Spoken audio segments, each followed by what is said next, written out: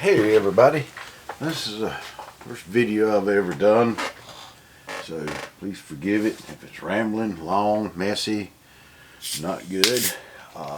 Just doing a little short thing about my experience with this Epiphone 335 that I bought new a couple years ago. I'll go back and actually find the exact date and put it at the end. Sight unseen off a musician's friend. First new guitar I've ever bought, sight unseen, never played or touched, and kind of a crapshoot, but I figured what the hell, it was one of the stupid deals of the day, and it was pretty cheap, and I thought, well, you know, if I don't like it, I'll send it back. If I like it, I'll play it. If something happens to it, it's better than a $3 grand 335 getting messed up out there on the stage somewhere. So far, I've been, well, my first impression, let's back up. When I first got the guitar, right out of the box, the damn thing was almost in tune. It was set up exceptionally well. I really didn't do anything to it. And played it for about a year, or not quite a year, and of course with the weather changes and stuff, then I had to start adjusting the neck a little bit. I've only had to do that twice. So far it's held up extremely well. The only thing that I had to do really to it was the output jack, and see, it's done loosened up a little bit again. I need to put the socket on it and tighten it up. I got to make sure that we're not spinning the wires in there and get them wound up. Quality of it was, well, it's well made for a made in China guitar. I've lost one of the little chrome, popped out of that. I bashed one of them and knocked it off. It's got a chip. It's this one right here. I chipped the corner right there. Hit it on the door edge or something. I can't remember what day, but lost that little medallion out of that. It's just part of it. The one quality thing, the switch works fine, but the this, if you can see it, it's not a Gibson switch. It, you know, hey, it's a Epiphone from China. It's just got some looseness to it. It doesn't crackle or make any noise or anything. You know, it flips good, but it's just, I don't know, just got that side to side looseness that, it's what it is. Like I say, I've oiled the fretboard a couple times and got some wear on it here. You can see, try to get it over here. Get you a look at, you know, how it's fared. I've tried to take decent care of it, but you know, it's a tool. Use it to play. Finish is held up. It's, you know, it's not lacquer by any means.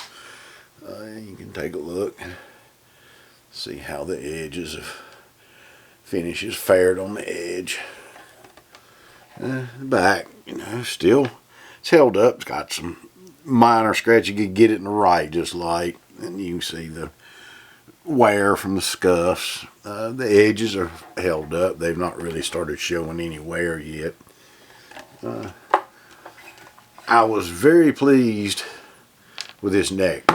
That was what I really liked about it. I had picked one up in a music store, and it had the big chunky neck, and I've got the little sausage fingers, so the chunky neck and my hand just didn't go well together.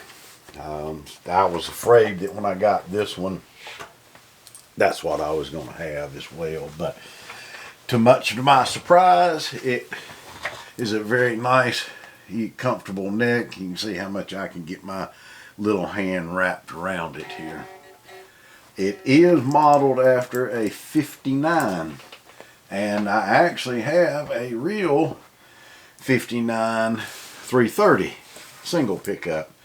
That's the one that doesn't have the solid block running down through it. It just has the single P90 right here in the center. It's a screamer, buddy. It's a howler. If you can hold on to that feedback with it more than the 335. But I'm going to keep pounding on this one. Pickups sound good. I mean, you know, they're not PAFs, so, but they do have a good tone to them. Later on, maybe change. I don't know. You know, it's not that critical. The nut was cut well. It no bind, just a little bit. I need to go back in. Of course, I do the every time I change strings, I always put the pencil in there. I don't use any nut sauce. I haven't tried any, so I can't claim whether that's even good, bad, or better than graphite or lead pencil in it. I think I need to get in on the G string. Does pretty good. It's usually the one that's going to bind, you know, touch the nut. I'm sure every one you get is not going to be the same and may need a little bit of touching here and there just to get it where it tunes.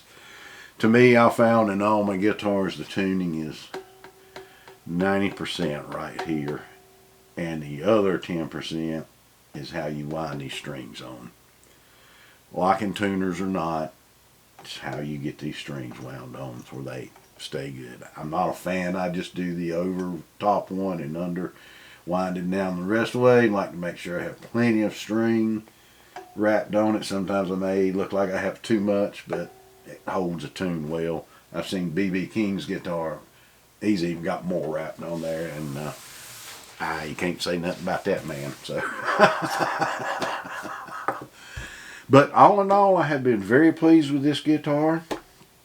It has served me well. It's made me quite a bit of money playing in the local every Thursday night house jam band, and I'm going to continue to keep playing it.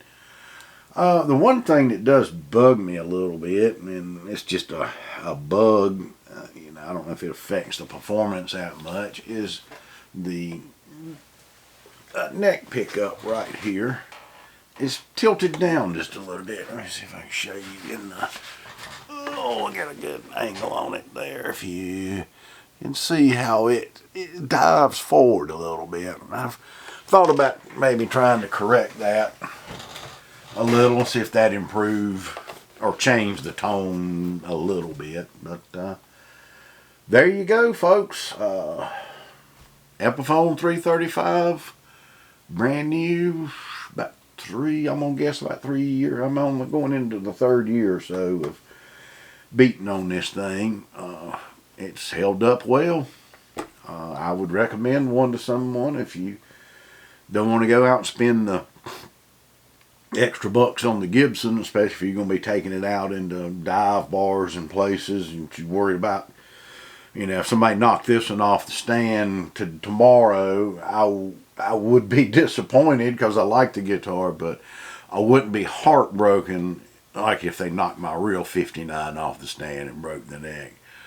Then I'd want to kill somebody. Of course, I would never have it in a position out on stage where anybody could get to it. But I have had shit fall over with nobody around it. So accidents do happen with these things. And this one has hit the floor a couple times. And it's still got the neck on it. It does not have a volute back here, just like the old ones did. So if it was to take the right hit, I'm sure it would probably pop it off at one point. It does appear to be a scarf joint. I can't quite tell. I'll put some, as Tom would say, the corporate eye. Yep, it is a, there's the glue joint right here. You can see it where they've extra piece on. So, all in all, I would recommend one to somebody if you want to dive into a 335 sounds and experiments, and you don't really want to go plunk down all the money for a Gibson to start with. So, all in all, very pleased with this guitar. I'm getting ready to change strings and clean her all up. So, here we go. Check intonation and see how everything's rocking. Get her ready for a play Saturday night with a little combo singer-songwriter and a drummer. So he plays acoustic, so I'll back him up on some guitar and squawk a couple lines of terrible singing behind him real low. I hope everybody's enjoyed this. This is my first video, and thank you all so much. If you stuck around this far and watched it, I will try to start doing some more stuff, you know.